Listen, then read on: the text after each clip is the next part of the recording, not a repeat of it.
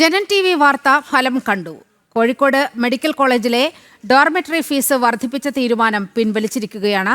BPL വിഭാഗത്തിൽപ്പെട്ടവരോട് 100 രൂപ മാത്രമേ വാങ്ങൂ എന്ന് സൂപ്രണ്ട് അറിയിച്ചു. ഫീസ് സംബന്ധിച്ച വിവരം പ്രദർശിപ്പിക്കുന്ന ബോർഡിലും മാറ്റം വരുത്തി. ഗോകുൽ കെ വേണുഗോപാൽ ചേരുകയാണ്.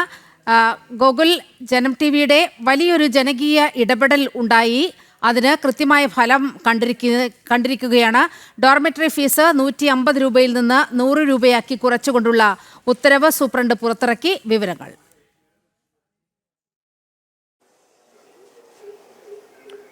ഇന്ന് രാവിലെയായിരുന്നു ഇത്തരത്തിലൊരു സംഭവം ഉണ്ടായിരുന്നത്. 2012-13 വർഷത്തിലായിരുന്നു പ്രദീപ് കുമാർ MLA ആസ്തി വികസന ഫണ്ടിൽ നിന്ന് കോഴിക്കോട് മാതൃ ശിശു സംരക്ഷണ കേന്ദ്രത്തിലെ കൂട്ടിരിപ്പുകാർക്ക് വേണ്ടി ഒരു ഡോർമെറ്ററി സംവിധാനം ഒരുക്കുന്നത്. അന്നു മുതൽ BPL വിഭാഗക്കാർക്ക് 100 രൂപയും APL വിഭാഗക്കാർക്ക് 150 രൂപയുമായിരുന്നു പ്രതിദിന ഫീസ്.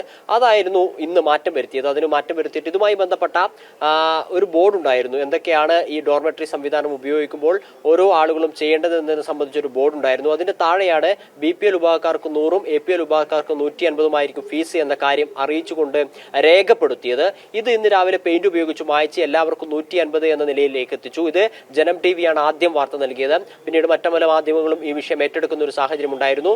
രോഗികളും കൂട്ടിരിപ്പുകാരും പ്രതിഷേധവുമായി രംഗത്തെത്തി. പിന്നീടാണ് ഇത് മാറ്റം വരുത്തിയത്. മാറ്റം വരുത്തിക്കൊണ്ട് ഇപ്പോൾ പഴയ നിരക്ക് തന്നെ പുനഃസ്ഥാപിച്ചതായിട്ട് IMCHന്റെ സൂപ്രണ്ട് നമ്മളെ അറിയിച്ചിട്ടുണ്ട്.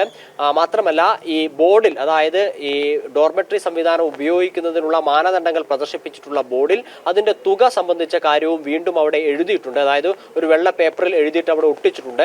BPLന് 100 എന്നും APLന് 150 എന്നുള്ള പഴയ നിരക്ക് പുനഃസ്ഥാപിച്ചതായിട്ടാണ് അങ്ങനെ ഒട്ടിച്ചതെന്ന് നമുക്ക് മനസ്സിലാക്കാൻ സാധിക്കുന്നത്. പലതരത്തിലുള്ള ബുദ്ധിമുട്ടുകളും പ്രതിസന്ധികളും ഒക്കെ കോഴിക്കോട് മെഡിക്കൽ കോളേജ് ആശുപത്രിയിൽ രോഗികൾ നേരിടുന്നു. മരുന്നുക്ഷാമമൊക്കെ രൂക്ഷമായ പ്രശ്നങ്ങളാണ്.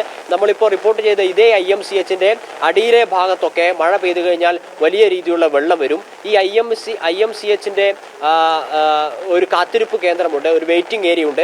അവിടെയാണ് പല രോഗികളുടെ കൂട്ടിരിപ്പുകാരും കിടക്കുന്നത് എന്ന ദുരവസ്ഥ കൂടി അവിടെയുണ്ട്. അവിടെ നമ്മൾ പോയ സമയത്ത് പായ വിരിച്ചിട്ട് നിരവധിയായിട്ടുള്ള രോഗികളുടെ കൂട്ടിരിപ്പുകാർ ഇരിക്കുന്ന കാഴ്ചകളൊക്കെ നമ്മൾ കണ്ടിരുന്നു. അങ്ങനെ അടിസ്ഥാന സൗകര്യത്തിന്റെ കാര്യത്തിൽ ഉൾപ്പെടെ പലതരത്തിലുള്ള പ്രശ്നങ്ങൾ നേരിടുന്നുണ്ട്. ഈ സമയത്താണ് ഇത്തരത്തിൽ ഫീസ് വർധനയുമായി ആശുപത്രി വികസന സമിതി രംഗത്ത് വന്നത്. നേരത്തെ ആശുപത്രിയിലേക്ക് രോഗികളെ കാണാൻ വേണ്ടിയിട്ടുള്ള പ്രവേശന ഫീസ് 10 രൂപയിൽ നിന്ന് 50 രൂപയാക്കാനുള്ള ഒരു നീക്കമൊക്കെ ആശുപത്രി വികസന സമിതിയുടെ ഭാഗത്തു നിന്നുണ്ടായിരുന്നു. അതിനെതിരെ പ്രതിഷേധം ശക്തമായതോടുകൂടി അത് കുറച്ചിട്ടുണ്ട്.